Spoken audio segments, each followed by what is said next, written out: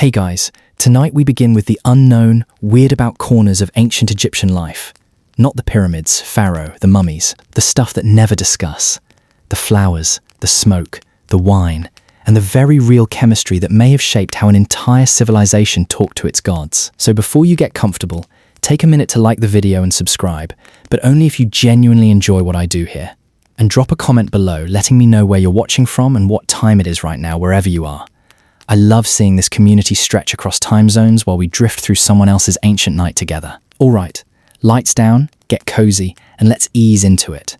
A word that gets thrown around a lot whenever this topic comes up: psychoactive.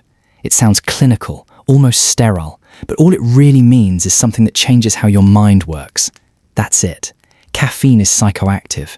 So is the incense currently making your living room smell like a spa. So was, apparently, quite a lot of what the ancient Egyptians kept close at hand. In their gardens, their temples, and their wine jars. The question we're chasing tonight isn't whether Egypt had access to mind-altering plants. They clearly did. The real question, the one that actually keeps archaeologists up at night, is what they were doing with them. And that's where things get delightfully complicated, because there's a canyon-sized difference between medicine, ritual, and recreation, and the ancient Egyptians were not exactly in the habit of labeling their pottery for religious use only, do not consume socially. A plant that shows up in a medical papyrus as a painkiller might be the exact same plant that shows up 2 centuries later in a tomb painting, held delicately to someone's nose at a banquet. Was that person self-medicating a headache? Communing with a god? Often, we genuinely don't know. And if we're honest, neither did they always draw a clean line. For the Egyptians, health, magic, and religion weren't separate departments. They were the same building. So how do we even begin to answer any of this thousands of years later? Historians and archaeologists lean on 3 very different kinds of evidence, and each one tells you something slightly different. There's textual evidence, actual written records, medical papyri listing ingredients and doses, almost like an ancient prescription pad.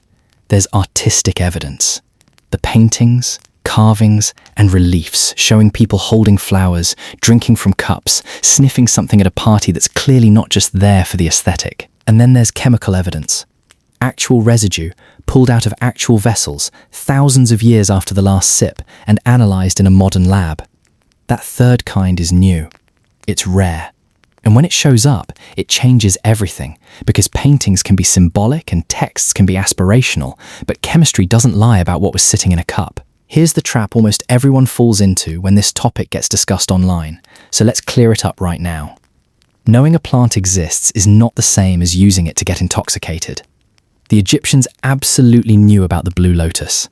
They absolutely knew about mandrake, about opium poppies, about the resins that filled their temples with smoke thick enough to blur the outlines of the gods. But we found this plant depicted in art, and this plant was routinely used to alter consciousness, are 2 completely different claims, and one of the running threads of this whole series is going to be sorting out which is which. And being honest with you, every single time the evidence is thinner than the internet wants it to be. Because there really is a lot of noise out there. Search ancient Egyptian psychedelics and you'll find breathless claims that pharaohs were basically running the world's first rave. That's not history, that's a headline. The truth, as usual, is stranger and slower and far more interesting, and it lives in the careful, unglamorous work of people running mass spectrometry on residue scraped out of 2,000-year-old pottery. So let's meet the cast of characters we'll be spending this series with. First, the blue lotus, Nymphaea caerulea, if you want to sound impressive at dinner parties. This flower shows up everywhere in Egyptian art, in banquet scenes, in the hands of the dead, wrapped around mummies for their journey into eternity. It was tied to the god Nefertem, to rebirth, to the rising sun, and soaked in wine, it may have offered something gently euphoric. Then there's mandrake, a plant so wrapped up in later folklore that separating the real ancient Egyptian evidence from centuries of Greek and Roman legend piled on top of it is its own kind of archaeological detective work. Egypt gave the world a mandrake associated with love, medicine, and magic. Whether it deserves the reputation later cultures gave it is a very different question. Then, opium. Maybe the single most contested substance in this entire series. For decades, one chemical test on material from the tomb of a man named Kha came back negative, and that seemed to settle things. Then, in 2025, a Yale study found actual opiate traces in an ancient alabaster vessel, reopening a question that had been quietly shelved for 30 years. That kind of contradiction, an old answer overturned by new chemistry, is exactly the kind of moment historians live for. We'll also step into the temples, thick with Kiphai incense. A fragrant, resinous smoke recipe, so elaborate that later Greek writers described it almost like a sacred perfume formula. And we'll talk about wine and beer, not as party favors, but as the actual backbone of Egyptian daily life, religious offering, and once a year, during the Festival of Drunkenness, deliberate, state-sanctioned, divinely justified intoxication in honor of the goddess Hathor. And then there's the discovery that might be the most remarkable of all, the Bez mugs, strange vessels shaped like the dwarf god Bes, protector of childbirth, sleep, and the home, found in ritual spaces at Saqqara.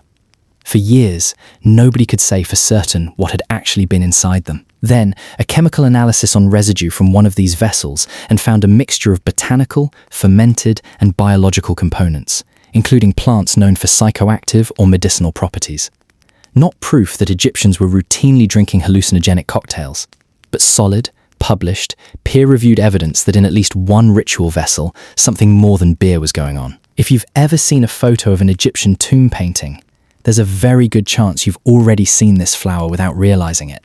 Nymphaea caerulea, the Egyptian blue lotus, though botanically it's actually a water lily, not a true lotus at all. Slender blue-white petals, a golden center, and an almost unreasonable habit of showing up in absolutely everything the Egyptians painted, carved, or buried. It floats in the ponds behind banquet scenes. It's tucked into the hands of guests reclining at feasts.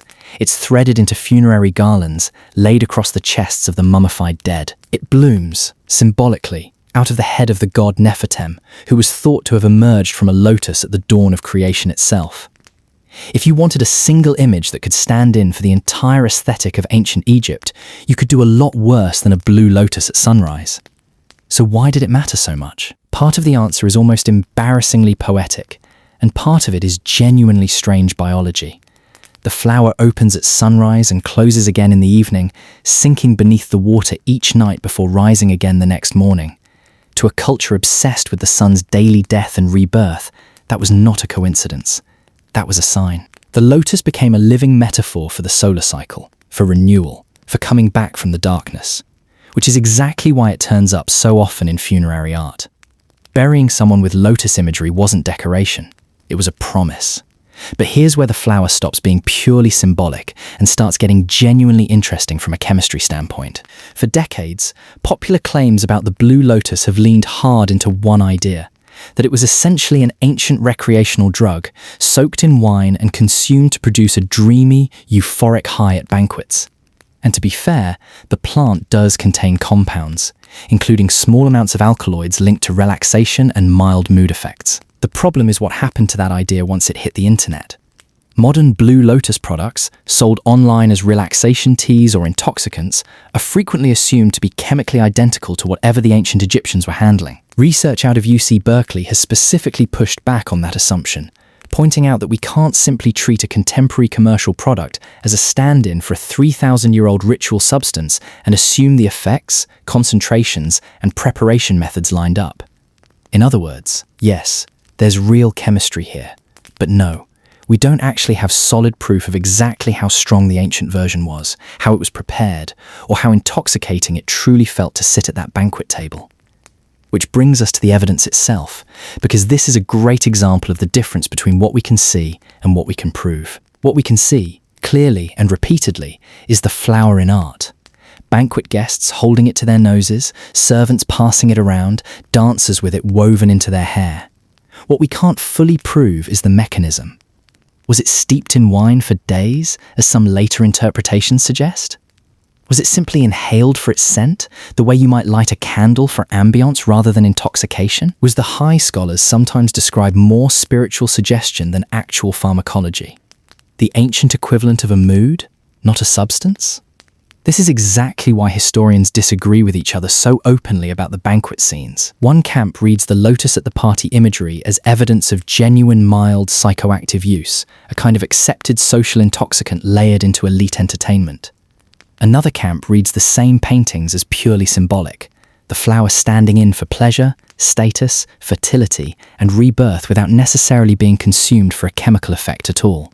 Both camps are looking at the exact same wall paintings. That's how thin the line between interpretation and fact can get in Egyptology, and it's worth sitting with that discomfort rather than rushing past it toward a tidier answer.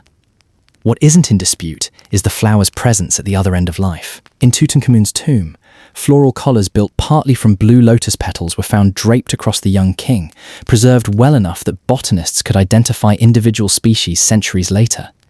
This wasn't a one-off gesture. Flowers, and the blue lotus specifically, were a recurring part of funerary offering culture, placed with the dead as both a farewell and an invitation, tying the deceased to Nefertem, to Osiris, to the sun's nightly journey through the underworld and its promised return each morning. Death, for the Egyptians, was never framed as an ending so much as a very long, very carefully accessorized transition. So where does that leave us? Somewhere appropriately uncertain, which is honestly the most honest place a story like this can land.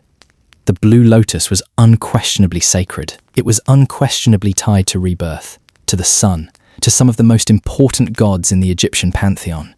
It almost certainly carried some mild physiological effect when prepared and consumed in the right way. What we don't have is a smoking gun, or in this case, a steaming cup, that proves exactly how intoxicating those banquet nights really were, or how deliberately the Egyptians were chasing that feeling versus simply enjoying a beautiful, symbolically loaded flower. If you got sick in ancient Egypt, you didn't go to a doctor in the way we'd picture one today. You went to someone who was, depending on the day and the ailment, part physician, part pharmacist, part priest, and occasionally part magician. And the wild part is, none of those roles were seen as contradicting each other. That's really the whole shape of this episode. A medical system where the line between this will heal your body and this will please the gods simply didn't exist the way it does for us. We actually know an enormous amount about Egyptian medicine because they wrote so much of it down. Medical papyri. Long scrolls listing symptoms, diagnoses, and treatments have survived for thousands of years, and they read like an almost startlingly organized reference manual. Ailment, cause, remedy, dosage, sometimes even a prognosis telling the healer whether the case was treatable at all. It's some of the closest thing the ancient world has to a hospital chart, and the ingredients list in these texts is enormous. Egyptian healers worked with an entire botanical pharmacy.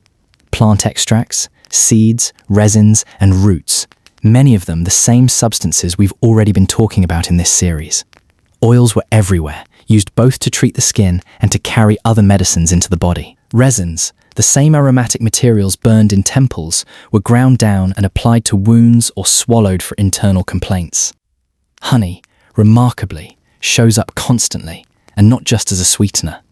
Its natural antibacterial properties made it a genuinely effective wound dressing, something modern medicine has actually circled back around to validate. Then there's beer and wine, which we tend to file mentally under party. But in this context, they were doing something closer to delivery system. Many remedies weren't swallowed dry. They were dissolved into beer or wine and drunk that way, partly because it made bitter or unpleasant ingredients easier to tolerate, and partly because alcohol itself has genuine antiseptic and preservative properties. An Egyptian patient drinking a medicinal wine wasn't necessarily doing so to feel good. They were doing so because their physician told them to. But here's where it gets genuinely fascinating, and where a strictly modern medical mindset starts to break down. Alongside every physical remedy, the poultice, the oil, the dose of resin dissolved in beer. There was very often a spoken incantation meant to accompany it. Words, spells, invocations to specific gods recited while the treatment was applied. To a modern eye, that can look like superstition layered awkwardly on top of real medicine. To the Egyptians, it wasn't layered on top of anything. It was part of the same treatment. That's because illness itself wasn't purely a physical event to them. Disease could be understood as the result of an angry spirit, a malevolent force, or divine displeasure working alongside, not instead of. Perfectly practical physical causes like infection or injury, So a good healer didn't just treat the wound. They addressed the spiritual dimension of why that wound existed in the first place. Magic and medicine weren't rivals competing for the same patient. They were co-workers on the same case. This is really the deeper point of this whole episode, and honestly of this whole series. It's tempting, especially now, to sort ancient Egyptian practices into tidy modern boxes. This one's medicine, that one's religion, this one's recreational, that one's ritual. But the Egyptians themselves weren't building those boxes. Their physicians prayed. Their priests prescribed dosages. Their temples doubled as places of healing.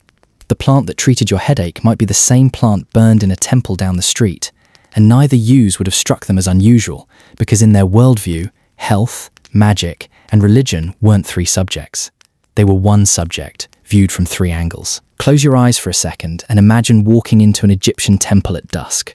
Not the sun-bleached stone ruins you'd see today, but the temple as it actually was. Dim, candlelit, humming with low chanting, and so thick with fragrant smoke that the air itself felt sacred before a single word was spoken. That smoke almost certainly had a name, Kai-Fi, sometimes written as Kapet, and it was arguably one of the most important substances in the entire Egyptian religious world, even though you'll almost never see it mentioned outside of specialist texts. Kai-Fi wasn't a single ingredient. It was a recipe, an elaborate, carefully compounded blend of resins, plants, and aromatics, closer to a perfumer's formula than a simple bundle of incense sticks. Egyptian priests didn't just burn some plant matter and call it a day. They prepared Kai-Fi through processes that could take days, layering ingredients, soaking some in wine, grinding others down, blending it all into a substance meant to be burned specifically in temples, specifically during ritual, specifically to fill sacred space with scent. And scent mattered to the Egyptians in a way that's easy for us to underestimate now. We tend to think of smell as a background sense, something that decorates an experience rather than defining it. For the Egyptians, fragrance was closer to a direct line to the divine. Certain gods were literally described as smelling like specific resins and perfumes. To breathe in the right scent wasn't just pleasant, it was thought to bring you into proximity with something holy. Kai-Fi, burned in the evening hours as part of temple ritual, was essentially perfuming the boundary between the human world and the divine one. That evening timing wasn't incidental either. Egyptian temple ritual followed the rhythm of the sun, and incense burning was woven into specific points in that daily cycle. Morning offerings had their own rites. Evening rituals, when Kai-Fi was especially associated with being burned, marked the sun's descent. A moment considered spiritually delicate when the boundary between light and darkness, between the visible world and the underworld, was thought to be thinnest. Filling the temple with fragrant smoke at exactly that moment wasn't just atmosphere. It was protection, invitation, and offering all at once. The priests responsible for all of this weren't casual attendants lighting a stick of incense on their way past. Temple priesthood involved specific roles, specific training, and specific responsibility for maintaining the correct rituals at the correct times, because getting it wrong wasn't just sloppy, it was thought to have real consequences for maintaining cosmic order. Preparing and burning Kai-Fi correctly was part of keeping the entire relationship between humans and gods functioning the way it was supposed to. It's worth pausing here on a distinction that's easy to blur: perfume versus incense. The Egyptians used aromatic substances for both, and the line between "this smells nice on my skin" and "this smells sacred in a temple" wasn't always sharply drawn, because for the Egyptians, pleasant scent itself carried spiritual weight almost everywhere it appeared. But Kai-Fi specifically belonged to temple space. It wasn't an everyday perfume you'd dab on before a party. It was formulated, prepared, and burned as a religious act, which is part of why later Greek writers found it fascinating enough to actually write recipes down. And that's genuinely one of our best sources for understanding Kai-Fi today. Not Egyptian recipes surviving directly, but later Greek and Roman authors who encountered Egyptian incense culture and were impressed enough to record what they understood of its preparation. Ancient recipes like these function almost like historical documents in their own right. They tell us what outsiders thought was remarkable enough about Egyptian ritual to preserve, even if the details inevitably shifted a little in translation, the way any recipe passed between cultures tends to drift. It's easy for a topic like this to tip over into something it shouldn't be. It is about temple ritual, about religious symbolism, about how scent shaped an entire civilization's relationship with its gods. It is not a modern preparation tutorial, and Kai-Fi wasn't a recreational substance in the way some of the plants we've discussed earlier in this series might have been. Its power, as far as the evidence shows us, was symbolic and atmospheric, not intoxicating. The Egyptians weren't trying to get high off temple incense. They were trying to make a room smell like the presence of a god. We need to meet the god at the center of it, because Bez is not like the other deities we've talked about before. He's not depicted the way Egyptian gods usually are. Tall, elegant, composed, human bodies with animal heads arranged in dignified profile. Bez looks almost nothing like that. He's short, bearded, bow-legged, often shown with his tongue sticking out, sometimes juggling knives, sometimes dancing. He looks, frankly, a little ridiculous. And that was entirely the point. Bez was a protector god, specifically tied to the home, to fertility, to childbirth, and to sleep. And the theory behind his appearance is genuinely clever. He was frightening to evil spirits and demons, but not to people. His job was to scare away the things that threatened a household in the night. Nightmares, hostile forces, danger to a newborn child, by being loud, grotesque, and unmistakably present.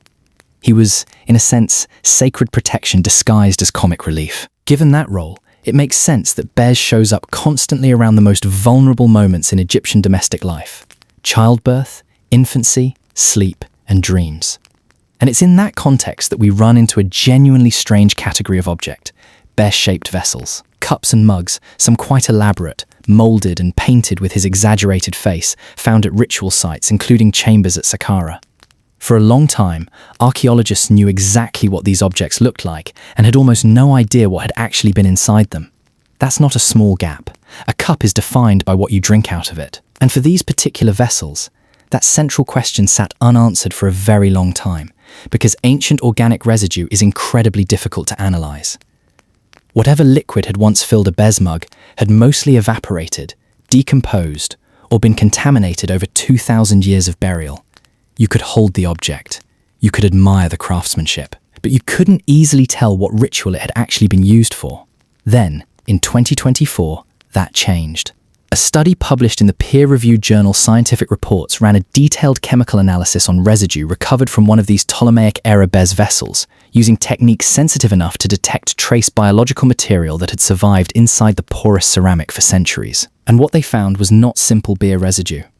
The analysis turned up a genuinely complex mixture: botanical compounds, evidence of fermentation, and other biological markers, including traces from plants recognized for psychoactive or medicinal properties. Sit with that for a second, because this is a real find, not a folklore claim. This is a peer-reviewed chemical analysis, published in a serious scientific journal, of an actual object recovered from an actual Egyptian ritual context. For the first time, researchers had something closer to a genuine chemical fingerprint of what a Bez vessel might have actually held. Not just an educated guess based on the god's mythology, but molecular evidence pulled directly from the cup itself. Now, before this turns into exactly the kind of overblown headline we've been trying to avoid this whole series, let's be precise about what this actually proves. It proves that in this one vessel, from this one site, from this one time period, there's chemical evidence of a mixture involving plants with psychoactive or medicinal properties combined with fermented liquid. It does not prove that every Bez mug ever made held the same recipe. It doesn't prove this was a routine household drink versus a rare, specialized ritual preparation. And it's worth being honest that the study itself flags real limitations around this particular vessel's archaeological history.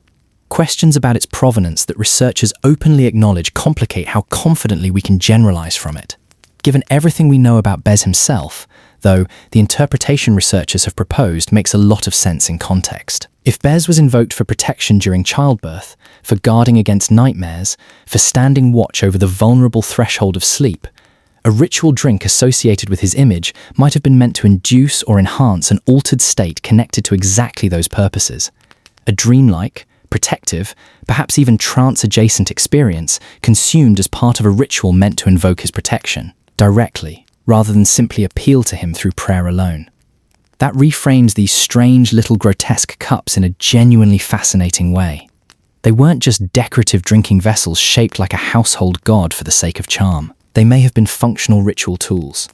Objects designed to hold a specific prepared mixture, meant to be consumed as part of invoking Bez's protection during exactly the vulnerable moments his mythology already tells us he watched over. Everything we've covered, the blue lotus, the incense, the ritual wine, the Bez vessels, has really been circling one central idea: that the Egyptians actively pursued altered states of consciousness because they believed those states brought them closer to the divine. Dreams were simply the version of that experience that required no preparation at all. No brewing, no soaking, no burning, just sleep.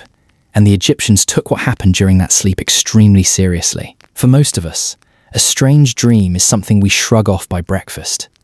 For the Egyptians, a dream could be a message. Not a metaphor for something happening in your subconscious, but an actual communication. From a god, from the dead, from the boundary layer between this world and whatever came next. That single belief shaped an enormous amount of how they thought about sleep, healing, and even architecture. We know this partly because the Egyptians, in their usual meticulous fashion, wrote it all down. Dream books survive from ancient Egypt. Actual reference texts listing specific dream images alongside their interpreted meanings, structured almost like a symbolic dictionary. Dream of a particular animal, a particular object, a particular event, and the text would tell you whether that was a good omen or a warning. Some interpretations feel intuitive even now. Others are so specific and so culturally coded that they only make sense once you understand what that image meant within Egyptian religious symbolism. Certain dreams carried more weight than others, and prophetic dreams. Dreams believed to genuinely predict future events or reveal hidden truths, sat at the top of that hierarchy. These weren't dismissed as random mental noise. They were treated as legitimate sources of information, sometimes influential enough to shape real decisions. A king or a priest reporting a significant dream wasn't sharing a curiosity. They were reporting something closer to a divine directive. And because dreams mattered this much, the Egyptians didn't just wait passively for one to arrive. They built entire practices around deliberately inviting them. Certain temples functioned as places where people could go specifically to sleep and hope for a meaningful dream, sometimes seeking guidance for a decision, sometimes seeking healing for an illness. This practice, sleeping within a sacred space in hopes of receiving a divinely sent dream, put the temple itself in the role of something like a spiritual clinic, and the god associated with the space in the role of a specialist you were hoping would make an appearance overnight. Bez wasn't only a protector of childbirth and the home. He was also closely tied to sleep itself, to guarding people against nightmares and hostile forces during the night. If dreams were a genuine channel to the divine, then the hours of sleep were also, by definition, a vulnerable stretch of time when something could go wrong along that same channel. Bez's job was to stand guard over that threshold, keeping the dream world a place of communication rather than danger. Healing and divination overlapped constantly in this practice too. Someone suffering from illness might deliberately seek a dream not just for comfort but for an actual diagnosis or cure, delivered through symbolic imagery a temple priest would then help interpret. Divination, the broader practice of seeking hidden knowledge through supernatural means, treated dreams as one of its most direct and trusted tools, arguably more reliable in Egyptian eyes than more elaborate ritual methods, simply because a dream required no special equipment. Everyone slept. Everyone, in theory, had access to the divine through that shared human vulnerability. Which brings us to the real point underneath all of this. For the Egyptians, sleep wasn't a shutdown of consciousness so much as a shift in location. The boundary between the human world and the divine world wasn't fixed and impassable. It was porous, and it was most porous exactly when the body was at rest and the mind was, in their view, free to travel somewhere the waking world couldn't reach. Every single night, without needing a festival, a flower, or a ritual cup, the Egyptians believed they had a standing invitation to step across that boundary. So much of what protected Egyptian sleep was also, quietly, protecting Egyptian family life. Bez's association with childbirth wasn't a minor footnote to his role as a household guardian, it was one of his central jobs. Images of Bez were placed in bedrooms, carved onto beds and headrests, worn as amulets by pregnant women, all meant to ward off danger during one of the most physically vulnerable moments in a person's life. If dreams were a nightly threshold, the Egyptians needed protection crossing. Childbirth was an even higher stakes version of the exact same idea. Alongside Bez stood Hathor, a goddess we've already met once in this series during the Festival of Drunkenness, but whose role here looks completely different. Where the festival cast her as a figure of destruction pacified through intoxication, in the context of fertility and love she appears as something closer to the opposite, a goddess of beauty, motherhood, music, and desire. That range is worth pausing on. Egyptian deities weren't locked into a single personality the way modern storytelling often expects. Hathor could be terrifying and adored in the same mythology, sometimes in the very same myth, and Egyptian worshippers seemed entirely comfortable holding both truths about her at once. Then there's mandrake, the plant we spent an entire earlier episode carefully separating from centuries of later Greek and Roman legend. In the specific context of love and fertility, mandrake imagery shows up constantly, most famously in Egyptian love poetry, where it's referenced almost the way modern songs might reference roses or candlelight, as a recognizable symbol of romantic longing and desire. Whether the plant was actually used medicinally to encourage fertility, or whether its role was almost entirely symbolic and poetic, is genuinely difficult to separate from the surviving evidence, which is exactly the kind of honest uncertainty we've tried to sit with throughout this whole series rather than paper over. Flowers carried much of this same symbolic weight, and here our earlier Blue Lotus episodes come back around too. Banquet scenes that show guests holding lotus blossoms aren't only about altered states of consciousness or religious rebirth, they're also loaded with romantic and sensual meaning, flowers exchanged and displayed as part of courtship and pleasure. The same object could carry funerary symbolism, religious symbolism, and romantic symbolism all at once, layered on top of each other depending entirely on where you encountered it. Perfume belongs in this conversation too, and it connects directly back to our Kifi episode from earlier in the series.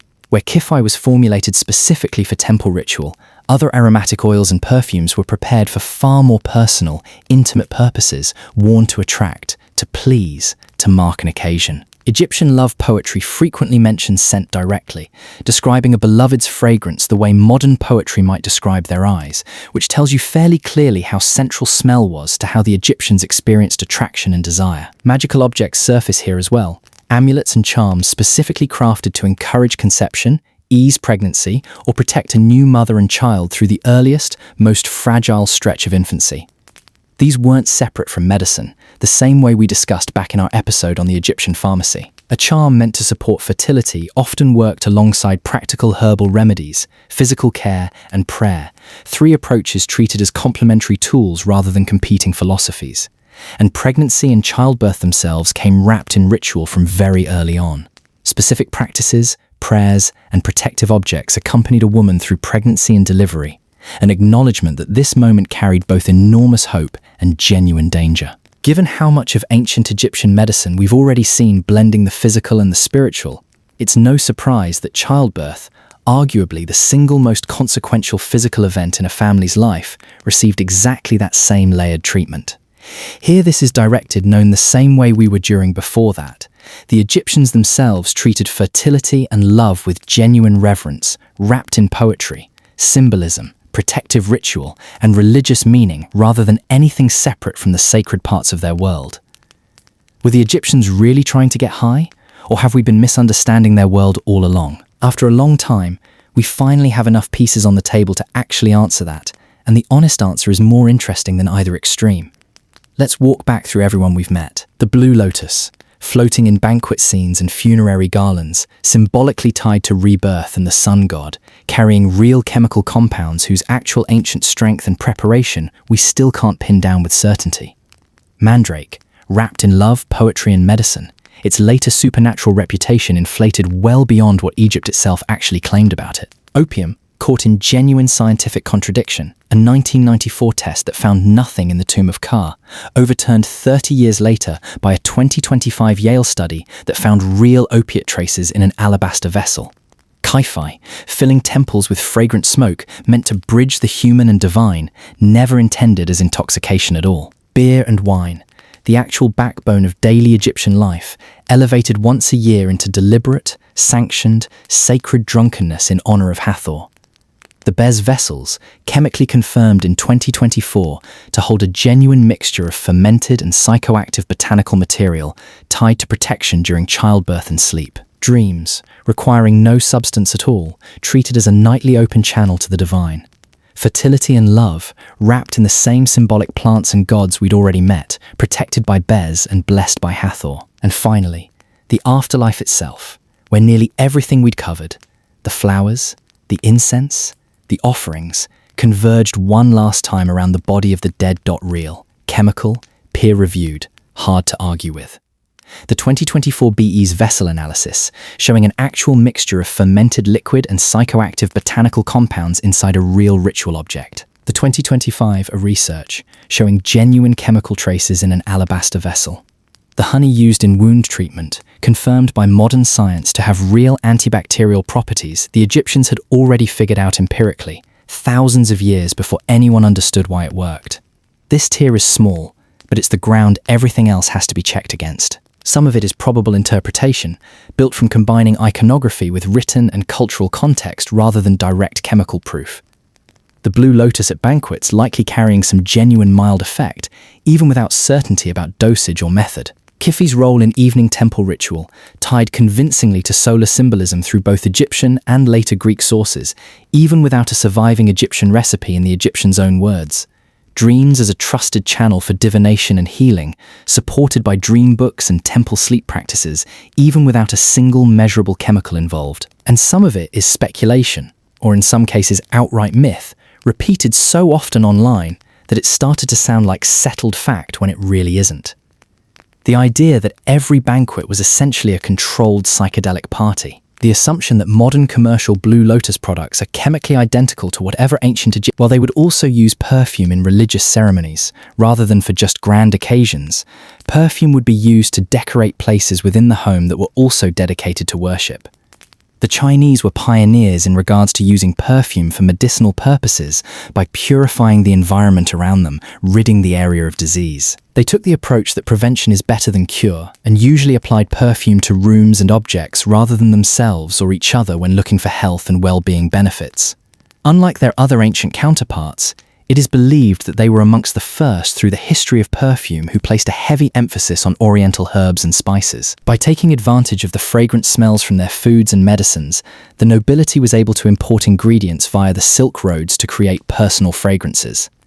Another curious part of the history of perfume throughout ancient China is the use of fragrance being spread much more widely across the general populace. Authentic perfumes from ancient Rome can actually be experienced today, thanks to ancient Romans and Greeks having the foresight to document their processes for perfume making. Fortunately, historians have been able to help perfume houses to recreate one fragrance that dates back to 1850 BC and is thought to have been originally manufactured in the oldest perfume factory in the world. Similar to Persia, perfume had a significant impact on the economy of ancient Rome. They developed a global commercial network from what previously could be described as a basic farming village. Immense imports of frankincense and myrrh every year allowed fragrances to be more widely available. Oil perfumes for both hair and skin were used for general body care as well as in public bathhouses. However, it must be recognized that this passion and acceptance of perfumes was not universal. In fact, many associated perfume and fragrance with wastefulness and opulence. Unfortunately, as the Roman Empire fell, so did its perfume industry, with perfume and similar luxuries and products being forbidden. This sentiment is often attributed to Pliny the Elder, who was undeniably a key figure in the history of perfume during the era of the Roman Empire and its demise. The travels of the Crusades and the expeditions from Marco provided a tremendous impetus to the spice industry, the use of new raw materials and fragrance techniques. The history of perfume has one of its more significant developments when European alchemists started to use ethyl alcohol in their distillation processes. Once again, the use of scented fragrances blossomed to produce a new art of living. Femininity was celebrated passionately by artists such as poets, as well as couples indulging in scented baths for carnal pleasures. Throughout the Middle Ages, perfumes were beginning to be explored in regards to their possible health benefits, despite alchemy being outlawed by the Church. Oriental perfumes provided whispers of carnal pleasures, and fragrant plants were used with the belief that they protected against disease. The perception that fragrant defenses were effective against deadly and infectious diseases led to an explosion of perfume wearing throughout medieval Europe. Pioneering Italian alchemists were often caught in the crossfire between European aristocrats. The upper classes would stop at nothing to obtain secret formulas containing ingredients imported from the Americas and Asia. The Renaissance brought with it a new wave of innovation and an abundance of European scholars, artists, architects, and engineers. The art of perfume for the first time became a science. Chemists started to take over from alchemists, and they created innovative new bouquets out of the exotic ingredients discovered by Christopher Columbus on his campaigns. In this new age of scientific advancements, chemists could make far better use of their fragrances. They went on to produce more recognizable contemporary notes such as cardamom, clove, cocoa, and vanilla. Fast forward to the 16th century, a pivotal era in perfume history when the craft began to flourish in Europe, particularly in France. During this time, French perfumery started to gain prominence as Italian perfumers, brought over by Catherine de' Medici, introduced refined techniques to the French court.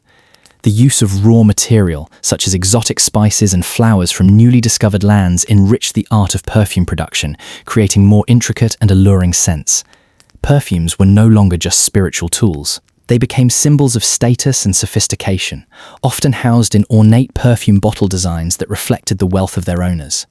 The commercial aspects of perfume were born from competition between French female aristocrats who were after beauty secrets and hacks. This led to the migration of Italian and Spanish perfumers, establishing themselves in the fragrance capital of the world at that time, Paris.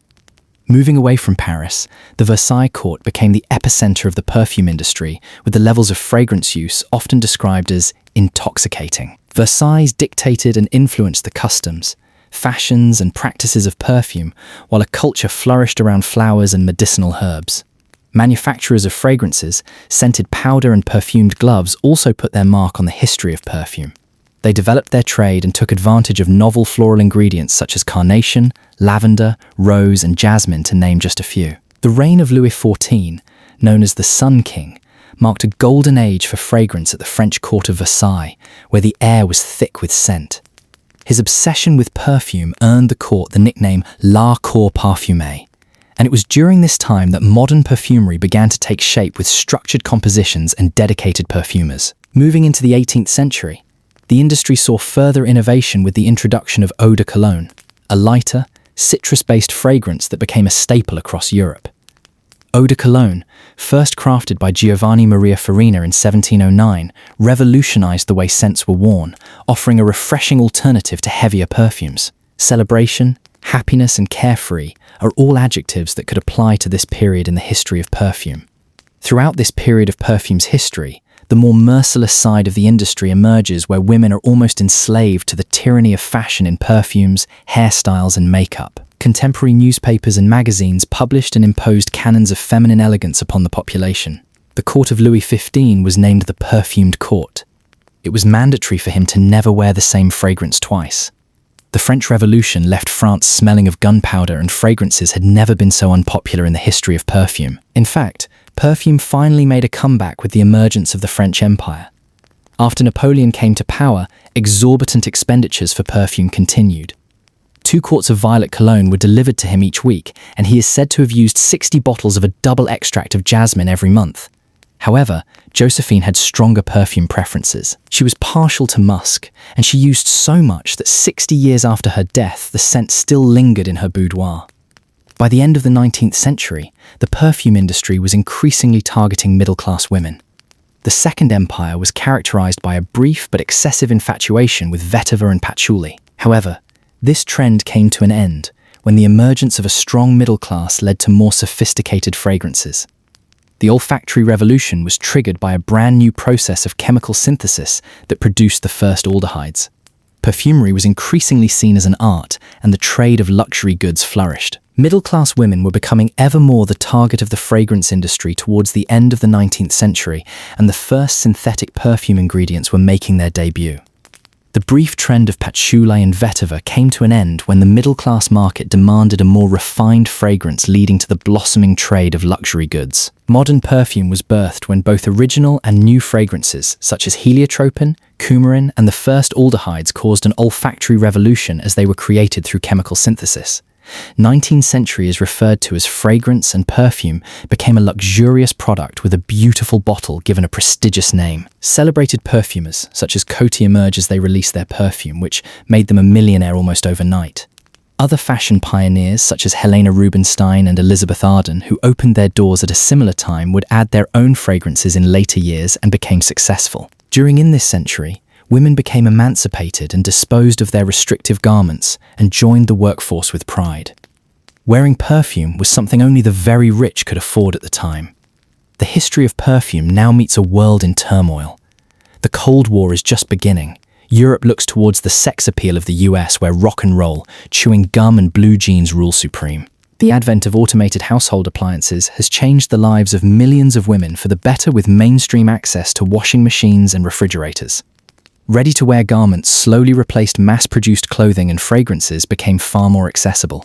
The keys to fragrance became mainstream, easier to comprehend, and appealed to a broader audience. The most memorable perfume of its era was Femme de Rochas.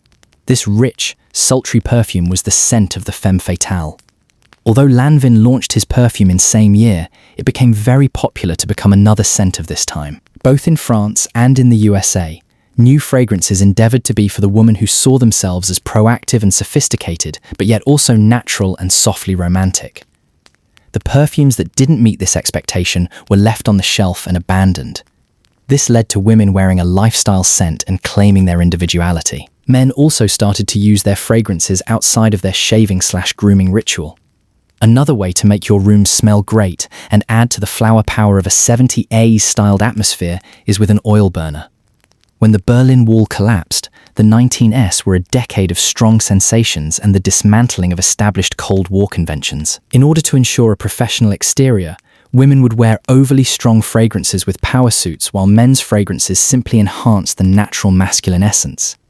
In the USA, there were attempts to put a spin on these fragrances by adding new fruity notes that had moderate success.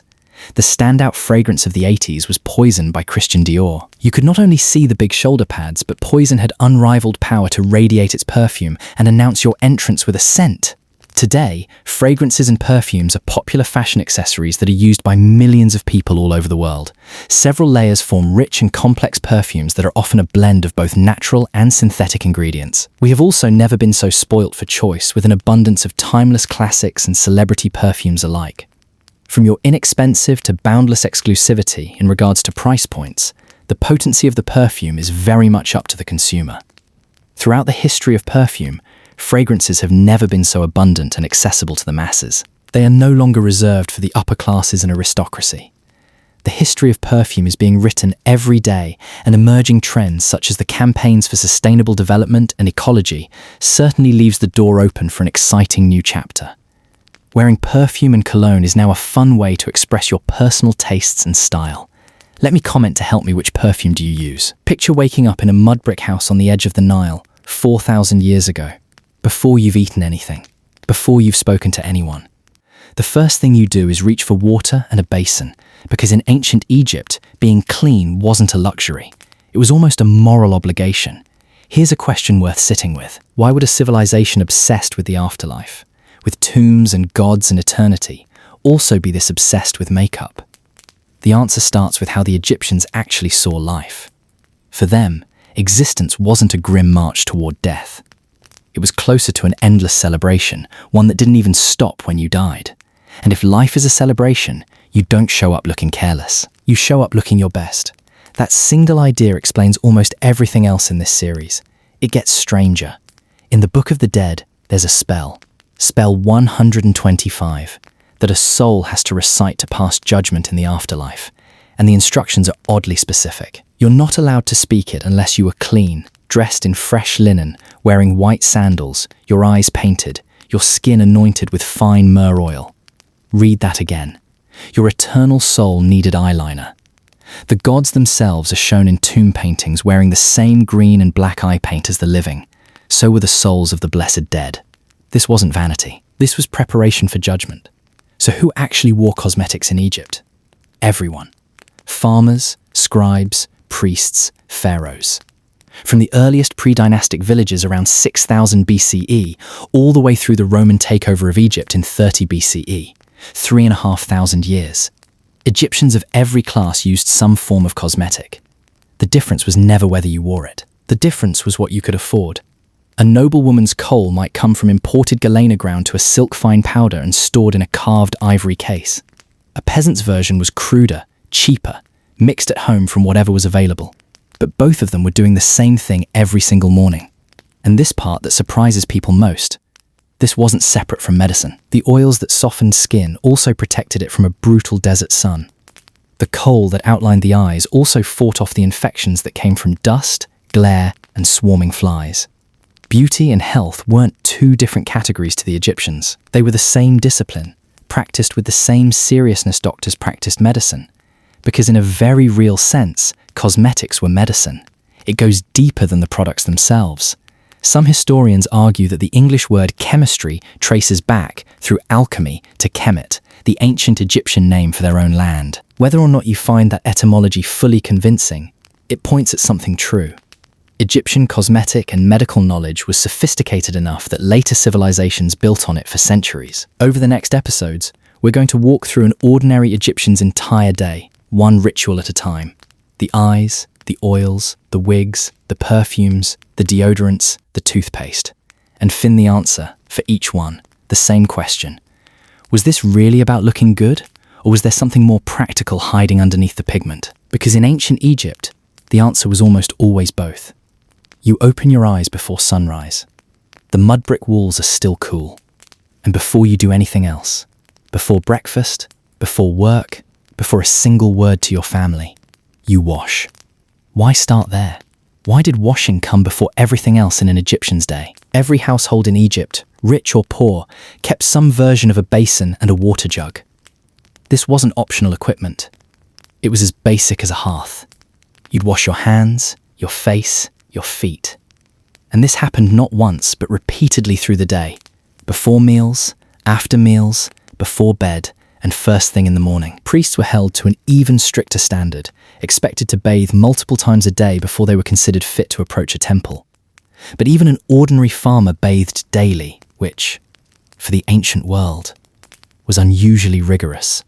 Now let a detail that tells you how seriously Egyptians took this. Archaeologists have found dedicated foot baths made of stone, faience, ceramic, and wood, some clearly built for a single foot, others for two at once.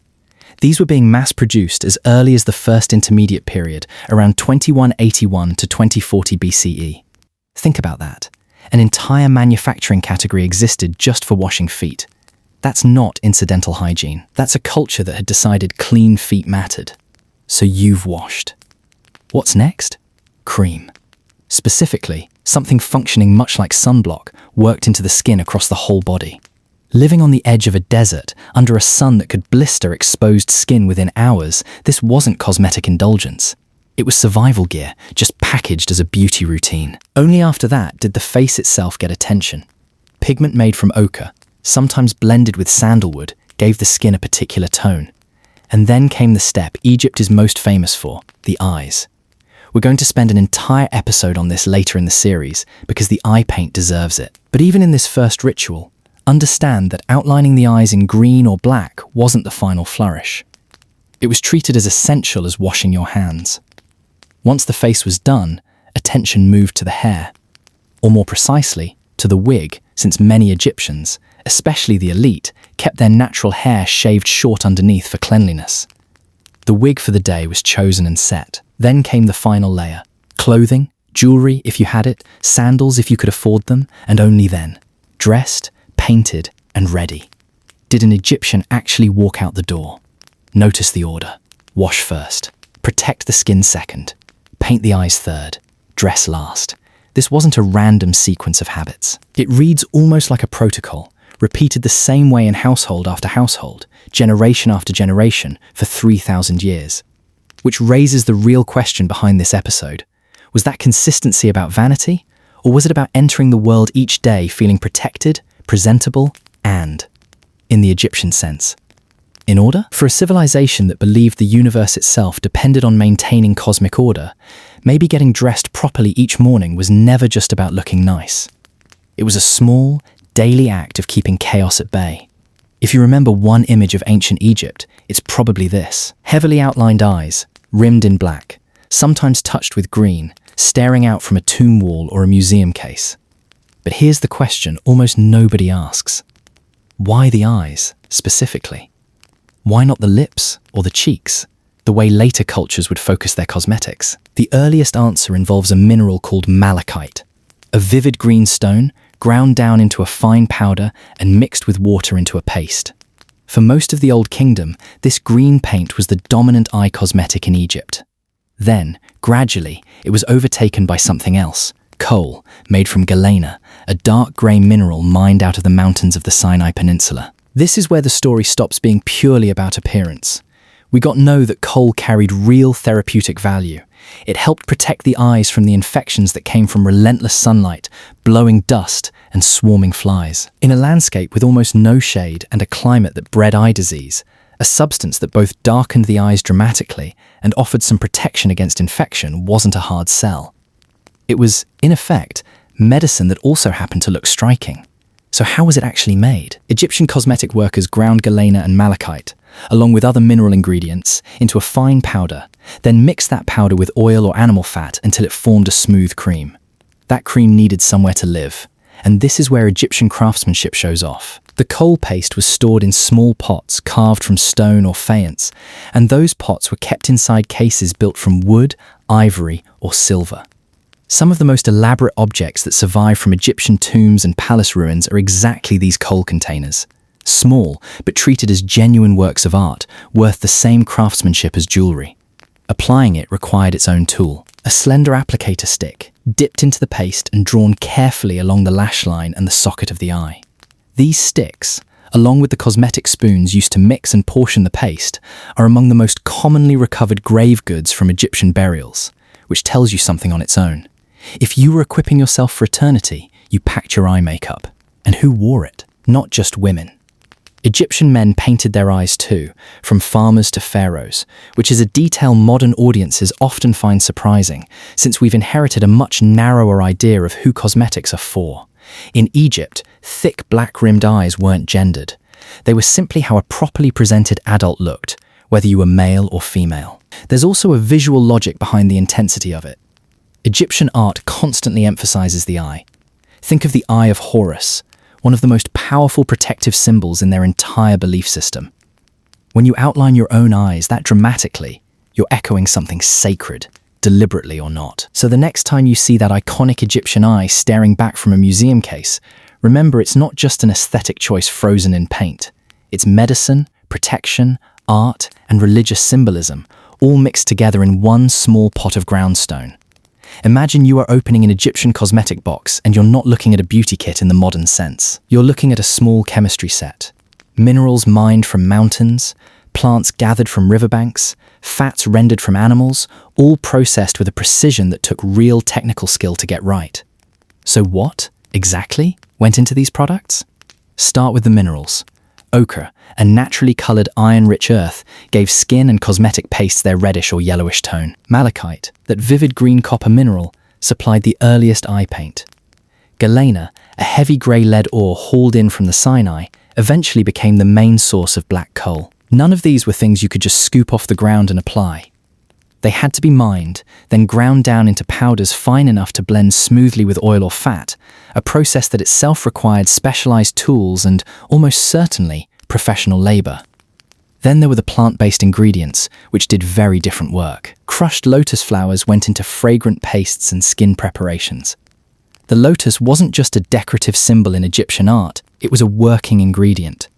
Oil pressed from papyrus and other plants served as a base that could carry pigment, fragrance, or medicine into the skin. And running through nearly every recipe was honey, used to bind ingredients together, but also applied on its own to help fade scars and support healing skin. A use that modern research on honey's antibacterial properties has, interestingly, tended to back up. Oils and fats were the workhorses of the entire system. Almost nothing in Egyptian cosmetics existed as a dry powder alone. Everything eventually got bound into a cream or paste using animal fat or plant oil, because that's what let it actually spread on skin and stay there. This is worth pausing on, the basic emulsion technique. Powdered active ingredient plus a fat or oil base is still, structurally, how a huge amount of modern skincare and makeup works. The Egyptians weren't approximating chemistry. They were doing chemistry, just without the word for it. Beyond skin and eye products, fragrant plants and resins fed an entirely separate branch of this industry. The perfumes and incenses, built from ingredients like frankincense and myrrh that had to be imported from as far away as the land of Punt. And once these ingredients were combined, they had to be stored somewhere that would preserve them in a hot, arid climate. That's why so much surviving Egyptian cosmetic equipment isn't the cosmetic itself, but the container. Stone jars, faience pots, ornate cases designed to keep oils from spoiling and pigments from drying out or contaminating.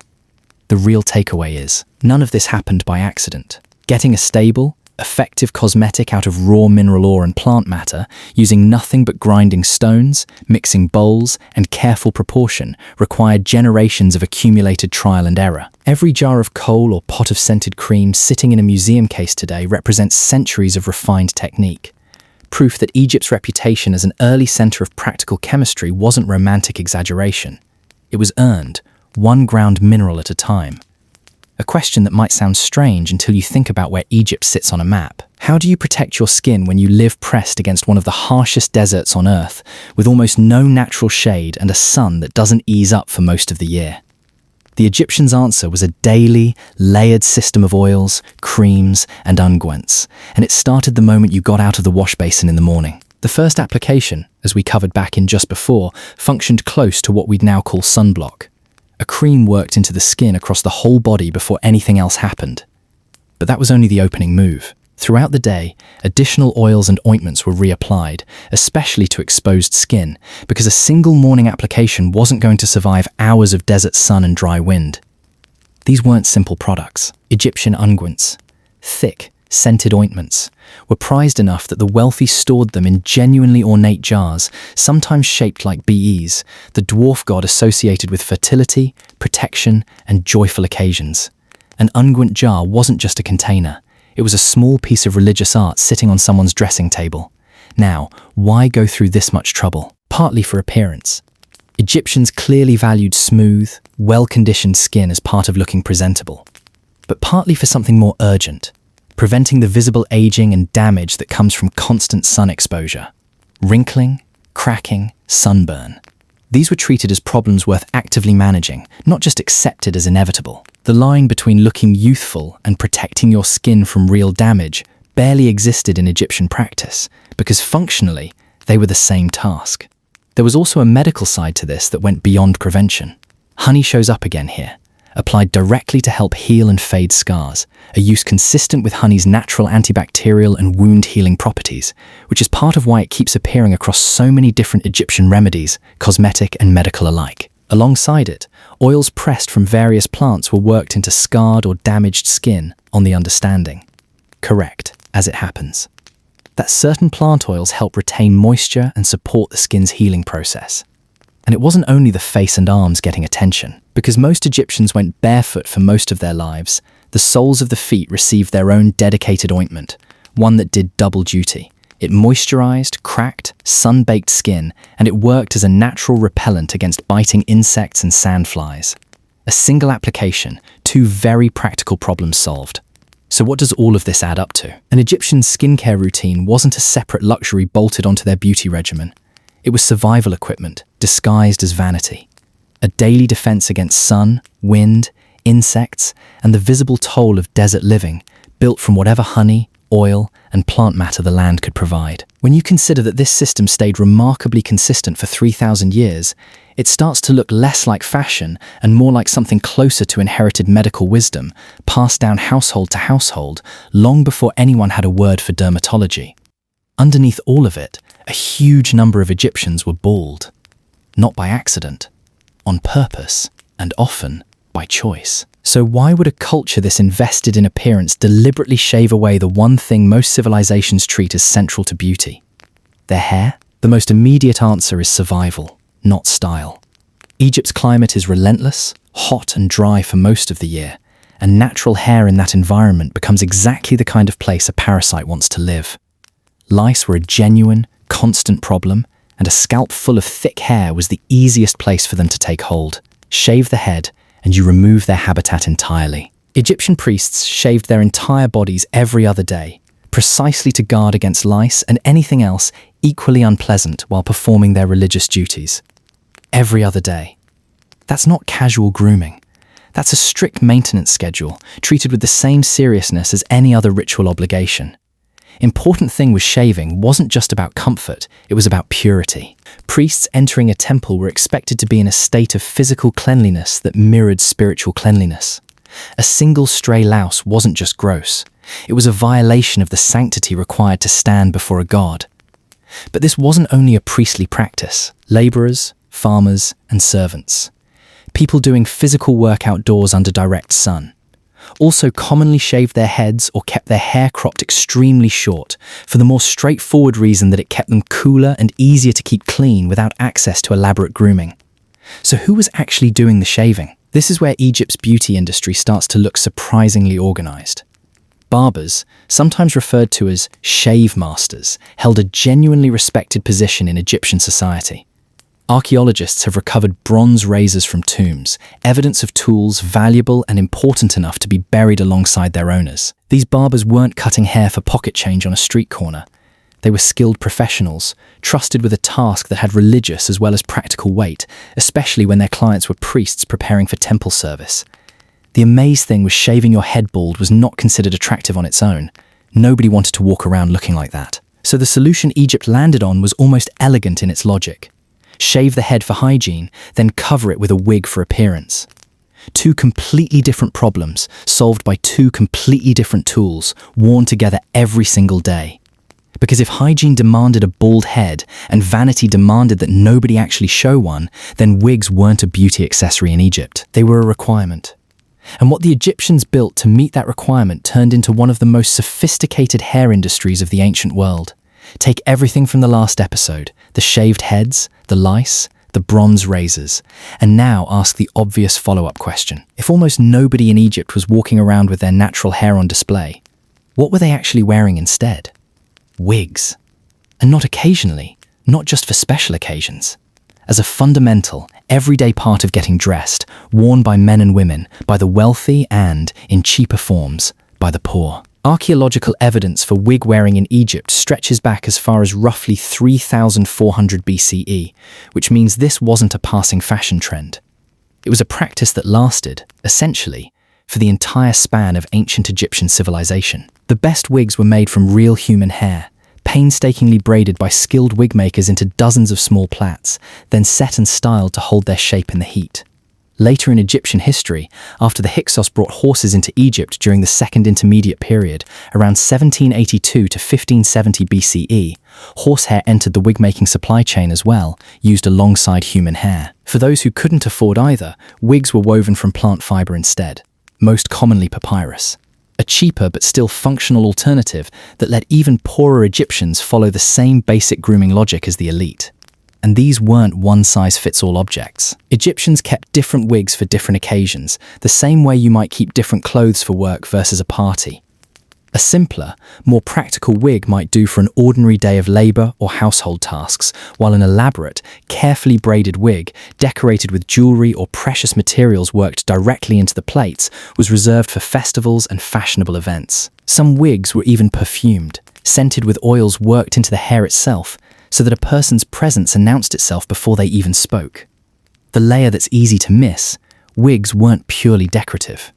They also solved the exact problem the shaved head created. A bare scalp under direct desert sun burns fast.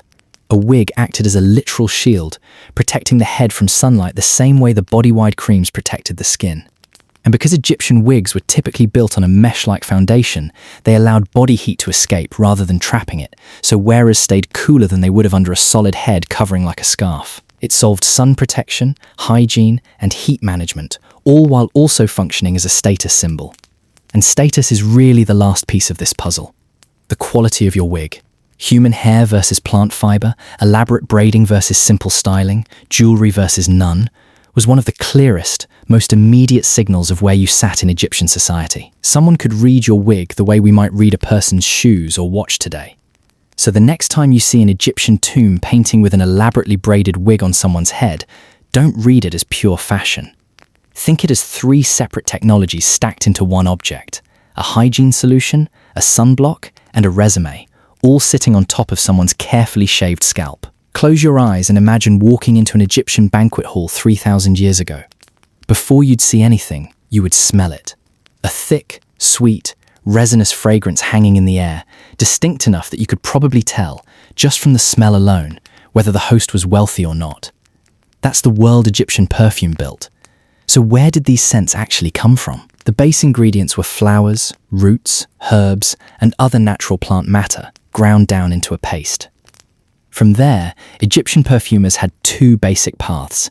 Mix that paste with fat or oil to create a scented cream that could be rubbed directly onto skin, or shape it into a solid cone that could be burned as incense. The Egyptian taste in fragrance is leaning towards sweet, spicy scents built to fill a room with a heavy, long-lasting aroma. Not the light, subtle perfumes we might associate with modern fragrance, but something meant to be felt as much as smelled. And this is where wealth becomes impossible to hide. A rich Egyptian's perfume collection might include imported resins and rare botanicals, sourced from trade routes stretching hundreds of miles beyond Egypt's borders, ingredients that simply weren't available to an ordinary farmer. A poorer household could still make a version of perfume from cheaper local plants, but the difference in complexity and scent was, by all accounts, obvious to anyone standing nearby. Now here's a detail from Egyptian art that raises a genuinely open question. Tomb paintings and inscriptions repeatedly show men and women at festivals and banquets wearing small cones on top of their heads, usually interpreted as cones of solid, waxy perfume, slowly melting and releasing fragrance throughout the evening. It's one of the most recognizable images to come out of Egyptian party scenes. But did this actually happen? Here's the problem. No residue of incense, wax, or fat has ever been found on any surviving Egyptian wig, which is exactly where you'd expect to find it if people were genuinely wearing melting cones on their heads for hours at a stretch. And logically, festivals were occasions where Egyptians are known to have consumed alcohol freely, which makes balancing a slowly melting wax cone on your head all evening seem, at minimum, impractical. So what were these paintings actually depicting? The leading theory is that the cones were symbolic rather than literal. A visual shorthand meaning, this was a celebration filled with sweet-smelling luxury. The same way a modern illustration might draw sparkles around something to signal it's special, without meaning anyone was literally glowing. It's also possible the cones represented real incense that was present and burning somewhere in the room, just not necessarily balanced on anyone's actual head. We genuinely don't know for certain. And that uncertainty is worth sitting with, because it's a good reminder that not every image from ancient art should be taken as a literal photograph of daily life. What we do know for certain is that scent mattered enormously in Egyptian social life, as a marker of wealth, an element of celebration, and, as we're about to see in the next episode, something powerful enough that Egypt's single most famous perfume was reserved almost entirely for the gods. If Egyptian perfume had a single, legendary flagship product, it was this one, Kifai. And the story of Kifai tells you something important about how the Egyptians thought about scent. That it wasn't only for people. Sometimes, it was for the gods. So what actually went into it? Kifai was a genuinely complex blend, built from frankincense, myrrh, mastic, pine resin, cinnamon, cardamom, saffron, juniper, mint, and a range of other herbs and spices layered on top. This wasn't a simple two-ingredient scent. It was closer to a recipe with a dozen or more components, each contributing its own note to a fragrance ancient sources describe as genuinely transporting. The kind of scent people who'd smelled it apparently never stopped talking about, and people who hadn't were said to envy. Here's why it was so exclusive. Most of Kifai's key ingredients, especially the frankincense and myrrh, weren't native to Egypt at all. They came overwhelmingly from the land of Punt, a distant trading partner whose exact location historians still debate, generally placed somewhere along the Horn of Africa or the southern Red Sea coast. Egyptian records mention only a handful of expeditions to Punt across their entire recorded history. The most famous being the journey commissioned under Queen Hatshepsut, who ruled from roughly 1479 to 1458 BCE. That scarcity of trade contact meant Kifai's core ingredients were rare in Egypt, almost by definition, arriving in limited quantities whenever a Punt expedition actually succeeded. Given how rare and expensive those ingredients were, Kifai wasn't something an ordinary Egyptian, or even most nobles, used as a daily fragrance. Its primary role was as temple incense, burned as an offering to the gods, filling sacred spaces with a scent considered worthy of the divine. Think of it less as perfume in the modern sense, and more as a form of religious currency, something valuable enough and rare enough that offering it up in smoke was itself an act of devotion. That raises an interesting question worth sitting with. Could Egyptian perfumers have tried to recreate Kifai's ingredients domestically, using local substitutes? It's possible, but there's no strong evidence they succeeded, or that a substitute would have carried the same prestige even if they had. Part of Kifai's power was precisely that it couldn't be faked or grown locally. Its value came from its distance, from the fact that it had to be brought across a sea and a desert to reach an Egyptian temple altar. So when you picture an Egyptian temple filled with drifting incense smoke, understand what you're actually looking at. Imported resin, gathered from a land most Egyptians would never see, burned in tribute to gods who were believed to notice the difference between an ordinary local blend and something genuinely rare. In Egypt, the most expensive scent in the world wasn't made for anyone living. It was made for the gods, and for the very few humans wealthy or powerful enough to stand close enough to smell it. What do you do about body odor when you live somewhere brutally hot, with no modern plumbing and clothing made of heavy linen? Egypt's answer overlapped heavily with perfume, but it wasn't identical to it, and that distinction matters. Deodorants were often made using the same basic techniques as perfumes. Natural ingredients ground down and blended with fat or oil into a cream, then applied to the body, especially under the arms and around the legs, where sweat and heat concentrated the most. But where perfume aimed for a strong, memorable, luxurious scent, a lot of Egyptian deodorant recipes were built around a different goal entirely. Not smelling nice, exactly, but simply not smelling bad. Neutralizing, rather than perfuming. One recorded recipe is genuinely unusual by modern standards. Crushed ostrich egg, ground nuts, tamarisk, and crushed tortoise shell, all mixed with fat into a cream, then applied to the arms, torso, and legs. There's no obvious floral or resinous scent driving that formula. It reads much more like a functional, almost clinical mixture, aimed at controlling odor directly rather than masking it with fragrance. Medical texts back this up. The Hearst Papyrus, an Egyptian medical document, includes a recipe combining lettuce, myrrh, incense, and an additional plant whose identity hasn't survived clearly in translation, mixed into a paste and rubbed onto the body specifically to prevent the smell of perspiration. That's a telling detail. This wasn't filed away as a cosmetic recipe. It was recorded in a medical text, alongside actual treatments and remedies, which tells you the Egyptians categorized body odor control as a health matter, not just a social nicety. Other, gentler approaches leaned on fruit juices mixed with frankincense or spices like cinnamon. Closer to what we'd recognize today as a genuinely pleasant scented product, applied for the same underlying purpose. And, predictably, the quality gap between rich and poor showed up here too.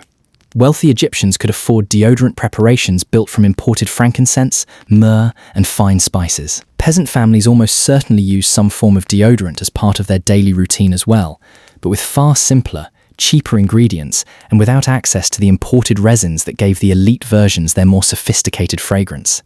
Step back and look at what this episode, paired with the last two, actually reveals. Perfume, kifai, and deodorant weren't three unrelated topics. They were 3 points on the same spectrum, from purely functional odor control at one end to luxury fragrance worn to impress other people, all the way to sacred incense burned for gods who, the Egyptians believed, were paying very close attention to how their world smelled. For a culture this convinced that appearance mattered right up through the afterlife, it makes sense that scent was never treated as an afterthought. It was simply one more layer of the same daily discipline. The same discipline that had you washing at dawn, painting your eyes before breakfast, and, by evening, smelling exactly as put together as you looked. In ancient Egypt, you could often tell someone's income just by looking at their face, without them saying a word. But in our self is impossible. We've talked a long time, everyone wore cosmetics. That part wasn't optional, and it wasn't a class marker on its own. What separated a noble from a farmer wasn't whether they wore kohl, it was the kohl itself. Take eye paint. A wealthy Egyptian's kohl might be made from finely ground galena, imported from Sinai mines, processed to a near powder consistency, and stored in a case carved from ivory or plated with silver. A poorer Egyptian's version used the same basic mineral, but cruder, coarser, mixed at home with whatever fat was available, and kept in a plain clay pot instead of a decorated container. Functionally similar, visibly, unmistakably different. The same logic ran through every category we've covered so far. Wigs could be woven from real human hair or from cheap plant fiber. Same basic object, wildly different price tag. Perfume could be built from imported frankincense and myrrh, or from local herbs that smelled fine but nowhere near as complex. Oils could be pressed from rare, fragrant plants or from whatever grew nearby. In every single case, the underlying practice was universal. The quality was not. This is where a specific group of professionals enters the story. People who made a living purely off other people's appearance. Manicurists, for instance, served the wealthy directly, tending to hands and feet that never touched hard labor. A service that simply wasn't relevant to someone spending their days in a field. Perfume makers, wig makers, and cosmetic sellers operated at different tiers, some producing luxury goods for temples and palaces, others turning out cheaper versions sold in local markets to anyone who could scrape together the price. And this created a visible hierarchy that Egyptian art actually reinforces. Look at tomb paintings of nobles and pharaohs, and you'll notice the eye makeup is often rendered with more precision, the jewelry more elaborate, the wigs more intricately braided than in depictions of laborers and servants in the same scene. The artists weren't being lazy with the lower status figures. They were accurately recording a real difference in what people could afford to put on their bodies. So why does any of this matter beyond a curious historical detail? Because it tells you something about how deeply appearance was tied to identity in Egypt. This wasn't a society where wealth showed up only in your house or your title. It showed up in the fineness of your kohl powder, the material of your wig, and the rarity of your perfume. Worn on your body, visible to everyone, every single day. In a culture obsessed with order and hierarchy, beauty wasn't separate from social structure. It was one of the clearest ways that structure got written directly onto a person. If you grew up with a modern idea of what makeup is for, this episode is going to feel like a small correction.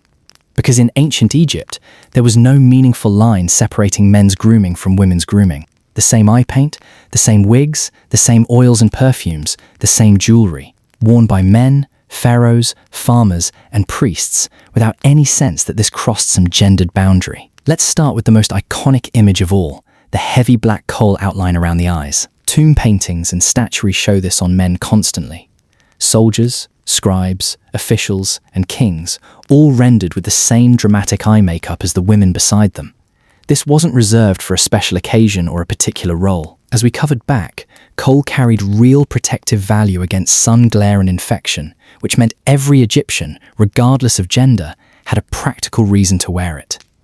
Vanity and medicine gave men exactly the same incentive they gave women. The pattern holds across everything else in this series. Men shaved their heads and wore wigs for the same hygiene and status reasons talked before. A wealthy man's braided human hair wig signaled his position in Egyptian society just as clearly as a woman's did. Men wore perfume and used deodorant preparations, the same recipes and techniques get, without any sense that a pleasant scent was somehow a feminine indulgence. And men wore jewelry. Collars, bracelets, rings. Often just as elaborate as what women wore, sometimes more so, depending on rank. Pharaohs make this point especially vividly. Statues and paintings of kings consistently show heavy eye makeup, elaborate false beards worn as a symbol of royal and divine authority, and richly decorated wigs or crowns. This wasn't a personal quirk of any one ruler. It was standard royal presentation, expected of the office itself. So why does modern culture picture ancient Egyptian beauty as primarily feminine when the archaeological and artistic record says otherwise? Part of the answer is probably just how Egypt got filtered through later art and pop culture. Cleopatra, golden burial masks, and images of queens have dominated the popular imagination, while male grooming, though equally documented, gets far less attention. But the evidence itself is unambiguous. In Egypt, personal appearance wasn't split into a men's category and a women's category the way modern beauty culture often frames it. It was simply a shared expectation of adult life, practical, social, and spiritual all at once, that applied to every Egyptian regardless of gender, from the poorest farmer up to the king wearing gold on the throne. What did an Egyptian woman's beauty routine actually look like at its fullest expression when she had the resources to do everything the culture offered? Let's start with the eyes, because that's where Egyptian beauty always starts. A woman of means would use finely ground kohl, sometimes combining the black galena look with touches of green malachite around the inner corner or lower lash line, applied with a slim bone or wood applicator kept in a case designed specifically for her. The effect, based on surviving portraiture, was large, elongated, dramatically outlined eyes. A look meant to be seen clearly even across a crowded hall or in the dim light of an oil lamp. Hair worked much the same way it did for men, just with more elaborate styling options available. Natural hair was often kept short beneath a wig, and women's wigs ranged from simple, Practical styles worn for daily tasks to elaborately braided, layered creations reserved for festivals, sometimes decorated with beads, gold thread, or small ornaments worked directly into the plates. A woman's wig collection, much like a modern wardrobe, could reflect both her taste and her budget. Perfume and oil played a bigger role in women's presentation than in almost any other part of the routine. Scented oils were worked into the skin daily, both for the practical sun protection and for the fragrance itself. A woman attending a banquet might be remembered as much for how she smelled as for how she looked. The finer oils, built from imported ingredients, were themselves a form of visible wealth. Jewelry completed the picture. Collars, bracelets, anklets, and rings, made from materials ranging from simple beads for a poorer woman up to gold, carnelian, and faience for someone from the elite. Clothing, typically fine white linen, was chosen to complement the whole presentation rather than compete with it. The emphasis in Egyptian style sat on the face, the jewelry, and the scent, not on elaborate garment design. Festivals brought all of this together at once. Egyptian art repeatedly shows women at banquets dressed in their finest wigs, heaviest jewelry, and most carefully applied makeup. Occasions where the full beauty routine wasn't just permitted, but expected, almost as a form of respect for the occasion itself. Beauty in Egypt wasn't separate from status, health, or religion. For a woman with the means to pursue it fully, her appearance was simultaneously a health practice, a wealth display, and, as later episodes in this series will explore, a preparation for standing before the gods. Nothing about it was incidental. Every layer, from the kohl to the perfume to the wig, was doing multiple jobs at once. If you could open a wealthy Egyptian's actual cosmetic box, the real object, pulled straight from a tomb, what would actually be inside it? Begin with the kohl containers, the small pots that held the ground galena and malachite paste. These were often carved from stone or shaped from faience, Egypt's distinctive blue-green glazed ceramic, and the finest examples were miniature sculptures in their own right, shaped like animals, gods, or lotus columns, built to be beautiful even before anything was applied from them. Next to the kohl pots, you'd find cosmetic spoons, small, carved implements used to scoop and mix pigments and creams, often decorated with figures of animals, plants, or swimming women along the handle. These weren't purely functional objects. Egyptian craftsmen clearly treated even the tools of beauty as worth decorating, which tells you something about how much cultural weight this whole category carried.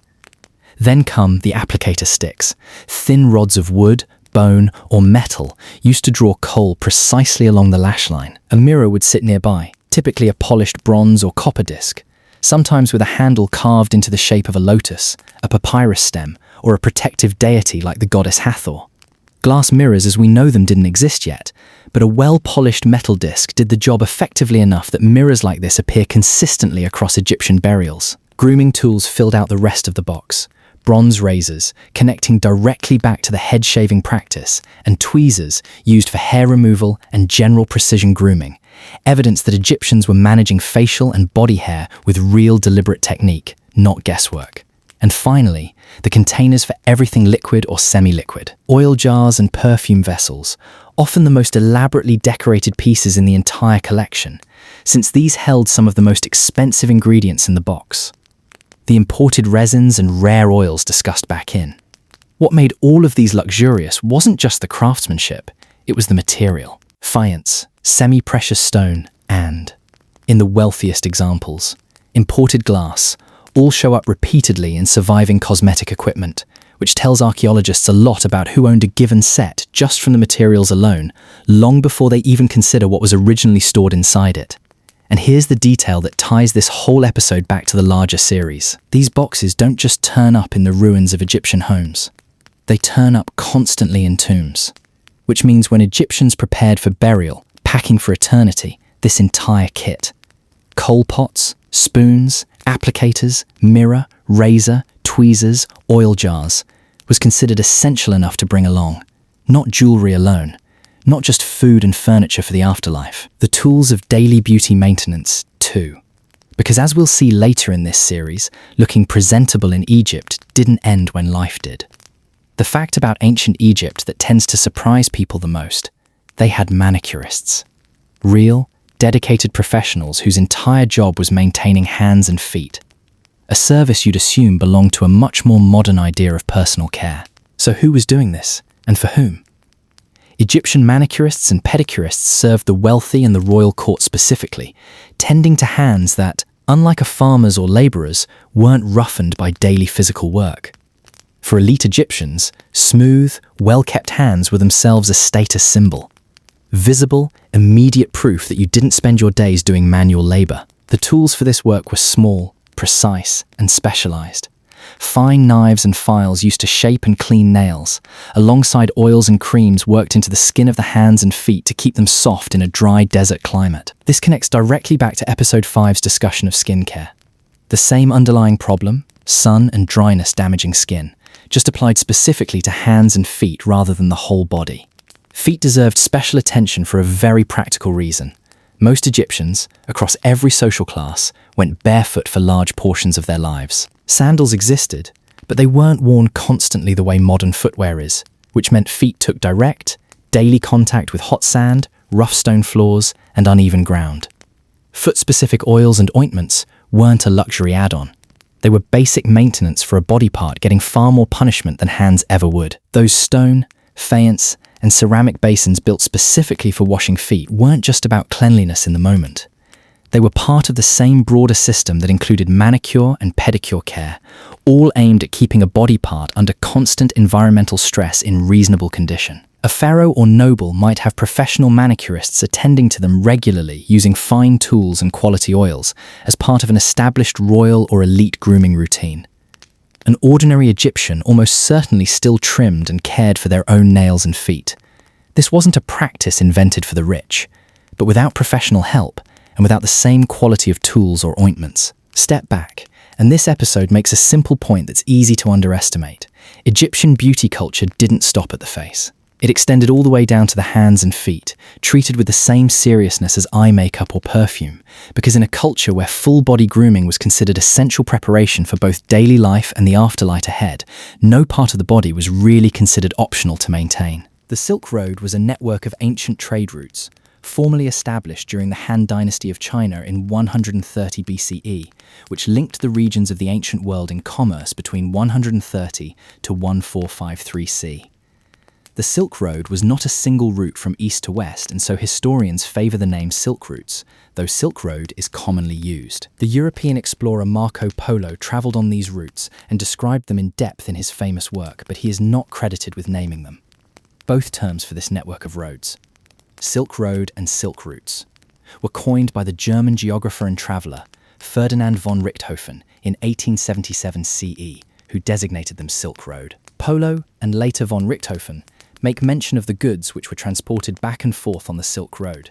The closure of the Silk Road initiated the Age of Discovery, which would be defined by European explorers taking to the sea and charting new water routes to replace overland trade. The Age of Discovery would impact cultures around the world as European ships claimed some lands in the name of their god and country and influenced others by introducing Western culture and religion, and, at the same time, these other nations influenced European cultural traditions. The Silk Road, from its opening to its closure, had so great an impact on the development of world civilization that it is difficult to imagine the modern world without it. The history of the Silk Road predates the Han Dynasty in practice, however, as the Persian Royal Road, which would come to serve as one of the main arteries of the Silk Road, was established during the Achaemenid Empire. The Persian Royal Road ran from Susa, in North Persia, to the Mediterranean Sea in Asia Minor, and featured postal stations along the route with fresh horses for envoys to quickly deliver messages throughout the empire. These lines would, centuries later, form the creed of the United States of America's post office. The Persians maintained the Royal Road carefully and, in time, expanded it through smaller side roads. These paths eventually crossed down into the Indian subcontinent, across Mesopotamia, and over into Egypt. After Alexander the Great conquered the Persians, he established the city of Alexandria Escarte in 339 BCE in the Fergana Valley of Neb. Leaving behind his wounded veterans in the city, Alexander moved on. In time, these Macedonian warriors intermarried with the indigenous populace, creating the Greco-Bactrian culture which flourished under the Seleucid Empire following Alexander's death. Under the Greco-Bactrian king Euthydemus I, the Greco-Bactrians had extended their holdings. The Greeks extended their empire as far as the Ceres. Ceres was the name by which the Greeks and Romans knew China, meaning the land where silk came from in East Asia. It is thought, then, that the first contact between China and the West came around the year 200 BCE. The Han dynasty of China was regularly harassed by the nomadic tribes of the Xiongnu on their northern and western borders. In 138 BCE, Emperor Wu sent his emissary Zhang Qian to the west to negotiate with the Yuezhi people for help in defeating the Xiongnu. Zhang Qian's expedition led him into contact with many different cultures and civilizations in Central Asia and, among them, those whom he designated the Daiyuan, the Great Ionians, who were the Greco-Bactrians descended from Alexander the Great's army. The Daiyuan had mighty horses, Zhang Qian reported back to Wu, and these could be employed effectively against the marauding Xiongnu. The consequences of Zhang Qian's journey was not only further contact between China and the West, but an organized and efficient horse breeding program throughout the land in order to equip a cavalry. The horse had long been known in China and had been used in warfare for cavalry and chariots as early as the Shang dynasty, but the Chinese admired the Western horse for its size and speed. With the Western horse of the Daiyuan, the Han dynasty defeated the Xiongnu. This success inspired Emperor Wu to speculate on what else might be gained through trade with the West, and the Silk Road was opened in 130 BCE. Between 171 to 138 BCE, Mithridates I of Parthia campaigned to expand and consolidate his kingdom in Mesopotamia. The Seleucid king Antiochus VII Cytes opposed this expansion and, also wishing revenge for the death of his brother, Demetrius, waged war against the Parthian forces of Phraates II, Mithridates' successor. With the defeat of Antiochus, Mesopotamia came under Parthian rule and, with it, came control of the Silk Road. The Parthians then became the central intermediaries between China and the West. While many different kinds of merchandise travelled along the network of trade of the Silk Road, the name comes from the popularity of Chinese silk with the West, especially with Rome. The Silk Road routes stretched from China through India, Asia Minor, up throughout Mesopotamia to Egypt, the African continent, Greece, Rome, and Britain. The northern Mesopotamian region became China's closest partner in trade as part of the Parthian Empire, initiating important cultural exchanges. Paper, which had been invented by the Chinese during the Han dynasty, and gunpowder, also a Chinese invention, had a much greater impact on culture than did silk. The rich spices of the East, also, contributed more than the fashion which grew up from the silk industry. Even so, by the time of the Roman Emperor Augustus, trade between China and the West was firmly established, and silk was the most sought-after commodity in Egypt, Greece, and, especially, in Rome. Prior to becoming Emperor Augustus, Octavian Caesar seized on the controversial topic of silk clothing to denounce his adversaries Mark Antony and Cleopatra VII as immoral. As they both favoured Chinese silk, which was increasingly becoming associated with licentiousness, Octavian exploited the link to deprecate his enemies. Octavian would triumph over Antony and Cleopatra. He could do nothing, however, to curtail the popularity of silk. The Romans thought a vegetable product combed from trees and valued it at its weight in gold. Much of this silk came to the island of Kos, where it was woven into dresses for the ladies of Rome and other cities. In AD 91, the relatively poor state of Messenia had to forbid its women to wear transparent silk dresses at religious initiations. The island of Kos became wealthy and luxurious through their manufacture of silk clothing.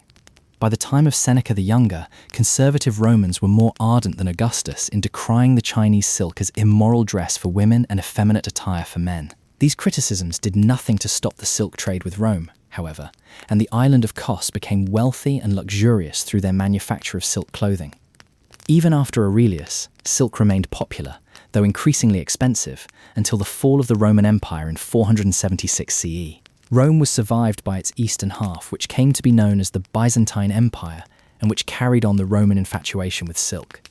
Around 60 CE, the West had become aware that silk was not grown on the trees in China, but was actually spun by silkworms. The Chinese had very purposefully kept the origin of silk a secret and, once it was out, carefully guarded their silkworms and their process of harvesting the silk.